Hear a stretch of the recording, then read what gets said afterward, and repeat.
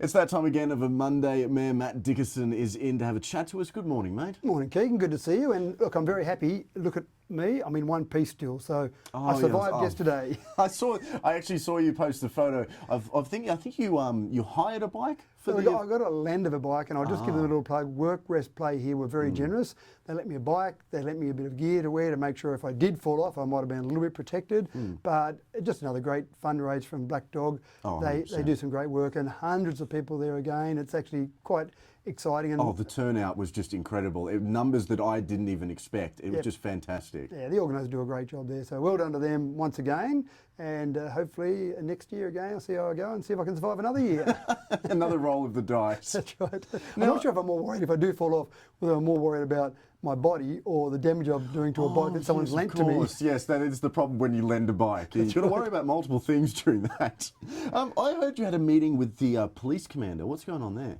So every quarter we've got a regular meeting with the police commander. Now, as you know, Keegan, council doesn't control police. I don't go in and talk to the police commander. That's why I'm asking, Yeah, and I don't say, right, I need you to send some troops over here and make sure you've got some officers doing this. It really is just to make sure we've got good lines of communication open.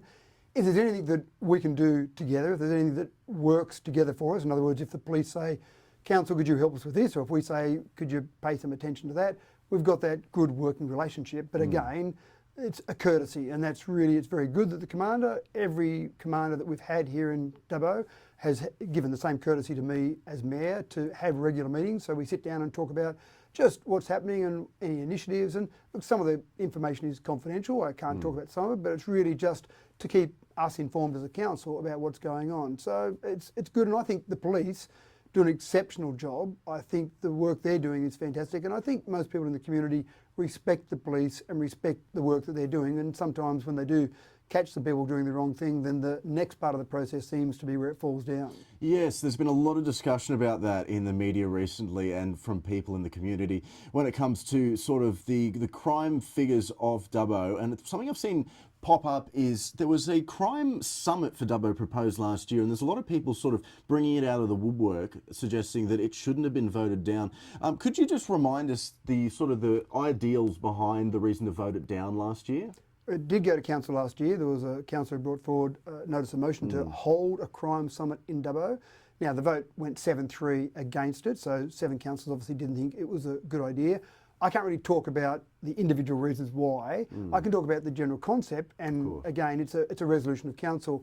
I think the main concepts there were, the first thing, if you jump out to the world and advertise that you want to run a crime summit, you're really advertising to the world that we've got such a terrible crime problem in this community that we need to have a summit. Now, we don't have such a terrible crime problem here. There is crime in Dubbo, obviously, but if you advertise that, the harm you do to tourism, the harm you do to your businesses, the harm you do to your reputation of your community, the long-term reputation of your community is untold. Speaking about how bad the crime is here and it not actually being as bad as it's portrayed as, I saw some figures that say when it comes to things like being chances of being a victim of, say, sexual assault, you're actually 4.5 times more likely to be a victim of sexual assault on the Central Coast than Dubbo. And when it comes to sort of having your car stolen, broken into, car-related crimes, it's 2.5 times more likely if you're in Blacktown in Sydney, just Blacktown, compared to the whole region of Dubbo out here in the Central West. So, I mean, on that point, do you think some of these figures when it comes to crime, they're being taken out of context and used to sort of blow it out of water, out of proportions? If it suits the agenda that you're on, then you'll cherry pick certain stats. So if you, for whatever reason, would like to make Dubbo look bad or make any one of the 128 councils across the state look particularly bad, then you can cherry pick figures. You know the old story about stats. You've got lies, damn lies, and then statistics. And I think with stats, you can manipulate those stats and still say, I'm quoting stats from Boxar, which all of these figures come from Boxar. You can quote those figures, but it depends how you want to quote them or which category you want to focus on. So it comes down to what your agenda is. If your agenda is to maybe sensationalise things, to boost your profile, or to make Dubbo look bad, then you can make Dubbo look terrible. But look at those stats you've just quoted there. And that's the thing, Keegan, which is interesting. When people talk about crime in Dubbo, you walk down the main street of Dubbo at night time, I feel much safer walking down the main street here than the example you gave, Blacktown. There are many suburbs in Sydney I wouldn't feel that safe walking down. I would have to agree. I would have to agree, having lived in Sydney, there is a few places you'd like to avoid completely. That's right. And so trying to paint Dubbo as being worse than those, I think, is being very unfair to Dubbo. So it really comes down to what you're trying to do, what your agenda is, and how you're pushing that agenda. In general, we've got crime in Dubbo, yes. We've got crime across the state, across the nation. There's no doubt about that at all. But when you start to talk about crime spree and crime out of control and the youth out of control, I don't think that's the case. It's quite a negative image as well to portray. Absolutely right. Would I like to see less crime in Dubbo? Absolutely. I don't know anyone across the state that wouldn't like to see less crime where they are. Would you like to be paid more in your weekly pay packet? Of course, everyone would like to say If anyone yes. said no to that, I would be slightly concerned. Exactly right. But what can council do about it? And I think that's the important part here. We don't control the police, as I mentioned a moment ago, and the sentencing regime is the second part. Back to the crime somewhat just briefly that you mentioned before, I think the other part of that that's important is that the state government themselves, Chris Minns, the Premier, Yasmin Catley, the Police Minister, they've both said, we don't need a crime summit. We know where the problems are. We've got all the data. There's been years of data that they've got.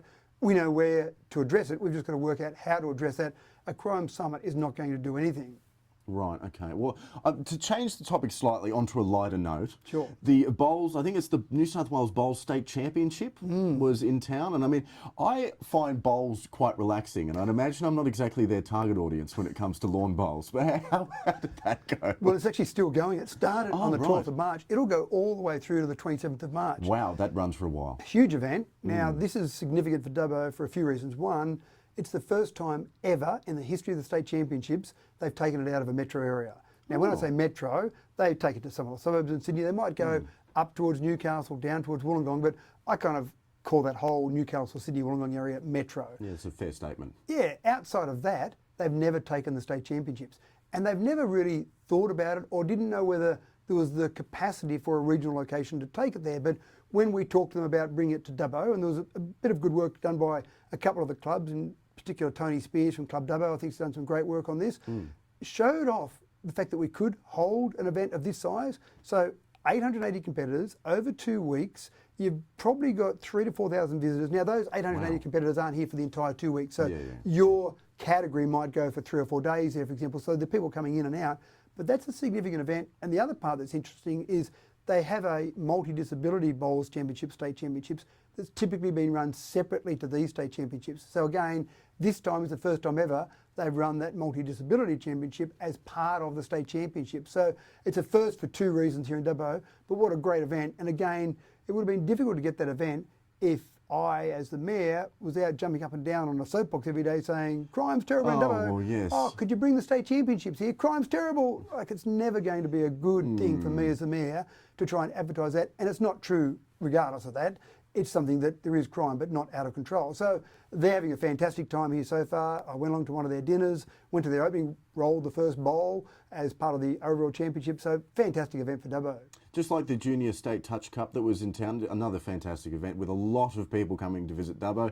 And yes, you are right when it comes to sort of spruiking that the crime is out of control here. I'm sure they wouldn't feel entirely comfortable coming up to Dubbo if that was the case or what they were hearing. We spend a lot of money and a lot of effort to attract these type of events, and they are fantastic for our economy. Dubbo Regional Council receives no direct income from these events, but the community, the economy is boosted incredibly. The Junior State Cup you mentioned, anywhere between 7,000 to 9,000 people are the estimations of what was there, for that was a 3-day event. Over $4 million we estimate injected into our economy. Fantastic. We're trying to do things like that in a positive manner, and we're always trying to attract those events. It makes it easier if the mayor of the city is actually talking positively about the city rather than negatively about the city. I completely understand that. Well, thank you for coming in for a chat again. Mayor Matt Dickinson, it's much appreciated. We'll catch up in a couple of weeks. Always my pleasure, Keegan. Thanks, mate.